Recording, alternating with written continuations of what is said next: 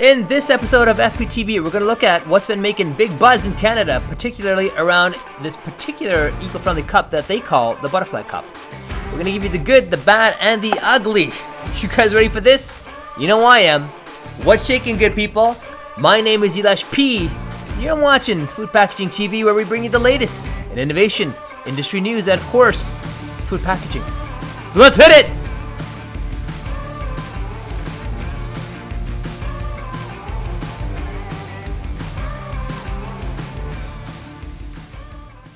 You may have seen the recent headlines in the news from A&W as they launched their new eco-friendly cup they call the Zero Cup. What makes it unique is that this cup does not require a lid or a straw, contains no plastic liner, and is fully compostable and recyclable. The Butterfly Cup is an innovation from the UK-based Butterfly Cup company, and it's entirely made with paper with a unique water-based coating that prevents leaks. A&W is the first major brand in North America to use this cup. But what you won't hear about is why you won't see the Butterfly Cups used at A&W any longer. Now, I did reach out to A&W to find out, and their response was they decided to phase out the Zero Cup pilot, and they're reviewing some operational aspects, but they're excited to bring back an improved Zero Cup and other innovative solutions in the future.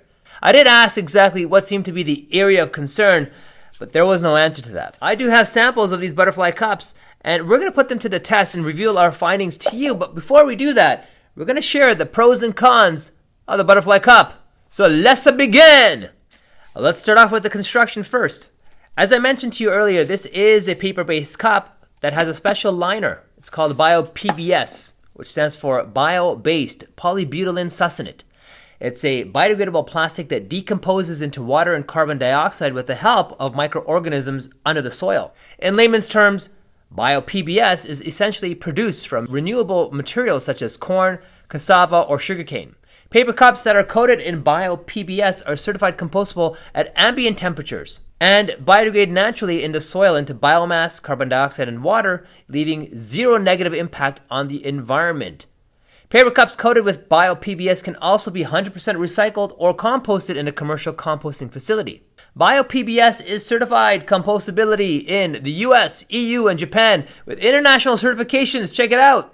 BioPBS is also food contact safe and is certified internationally, including by the USA FDA, in Japan, and in Europe. And this combination of paperboard and BioPBS can sustain boiling temperatures of liquid and also suitable for dry foods or fatty foods with direct contact of up to 90 degrees Celsius.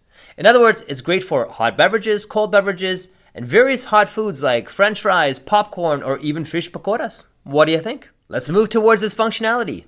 It's easy to use. Fill the beverage and close the two flaps. No splashes, leaks, or drips. Have a look at this video. My name is Tommy McLaughlin, and I would like to demonstrate to you the performance of Butterfly Cup compared to the existing cup and lid.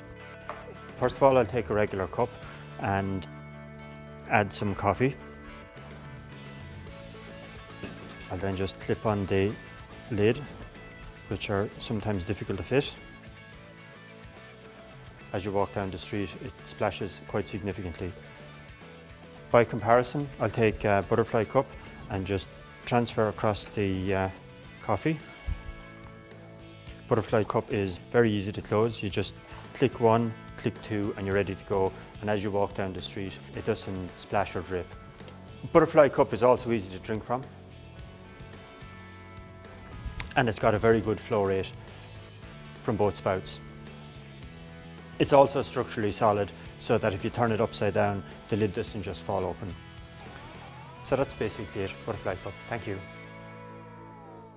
The Butterfly Cup saves you on costs because there's no more lid. It means one less SKU to stock and store, saving you storage and counter space. No lids also means no fumbling around separating a lid and not having to worry if it's unsecure, which helps speed the serving process and increases your staff efficiency. No lids also means reducing your waste disposal costs, and if you have a waste hauler that can take your compostables to the correct facility, you also enhance your environmental credentials and your brand image. Think about that.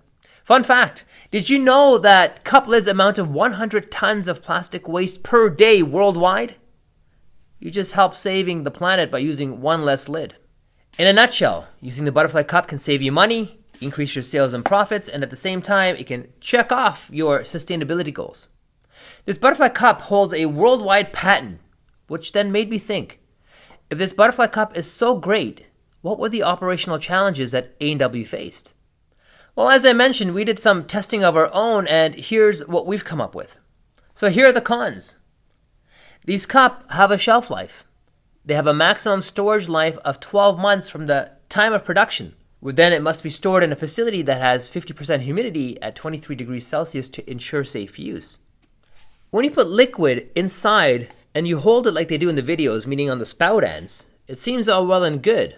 But then we thought, when you're serving beverages through a drive-through, for example, and the staff is holding the cup in the correct way, but when the customer is receiving the beverage, for example, if you go this way, they're going to go this way, on the opposite sides during the cup transaction, I'm sure they're going to use a bit of force to apply to make sure they got a good grip. And, well, let me show you what happens. Pop goes the flappo. And we can't have that happen now, can we? So let's give this a go with some liquid inside. So I'm going to go get some hot water. So we're going to give this a go. I've got water inside of this cup that's been filled to the maximum fill line indicated on the inside of this cup. And we're going to fold over the lids. So close one. And then close two. Let me just do this on the bottom here so I have some good force. I feel like there's a little training to this. And now I have it in my hand, so I'm squeezing it this way, which doesn't seem to be the problem. But if I just slightly touch it this way, it just wants to open up. So I can see the operational challenge wherein if you do hold it the correct manner, it's not going to open on you. But if you hold it slightly, I mean, no one's going to necessarily hold it super tight, but this is not that much force that I'm using, and it's literally popping up. Comparing that to an actual single wall cup with a lid, I can squeeze it the same type of pressure I'm using, and I don't seem to have any sort of pop-up of the lid. So that's one of the operational challenges. The only thing I can think of is if you added, let's put this back down, and we added some inserts so that it would just kind of stay put. And the folks at Butterfly Cup, if you're going to ever do that, put an insert, make sure you call it the FPTV Touch Cups, and we can call it even LOL. So the Butterfly Cups come in the following formats. Of course, you've got the hot drink cups in single wall, comes in an 8, 12, and 16 ounce. They have a double wall, which also come in the same sizes. They've got a cold drink cup that ranges from 8, 16, 22, and 32 ounces. And lastly, they've got the popcorn scoops, and they've come in 2 sizes, and depending whether the lids are left open or closed, you've got the following capacities. The small, which gives you 64 when closed and 70 ounces when open. The large gives you 130 when closed and 148 when open. This would be perfect for cinemas or sports stadiums that want to serve popcorn and have your patrons travel with their bucket of popcorn without spilling, making a mess on the floor, and having other people trample all over them. No, this is just a better way. So what do you think? Would you use these cups for your operations? Would you want to try them out? Well, if you're in Canada, get in touch with us and we'll set you up with a trial run of the said Butterfly Cup.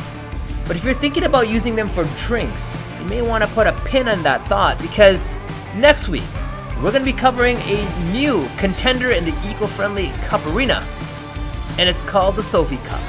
You won't want to miss this. And that's going to do it for this week's episode of Food Packaging TV. My name is Elish P. Thank you for joining me. As I mentioned, next week we're going to be doing an introduction of the Sophie Cup and doing a head-to-head comparison against the so-called Butterfly Cup. And make sure you hit that bell icon so you won't miss that next episode.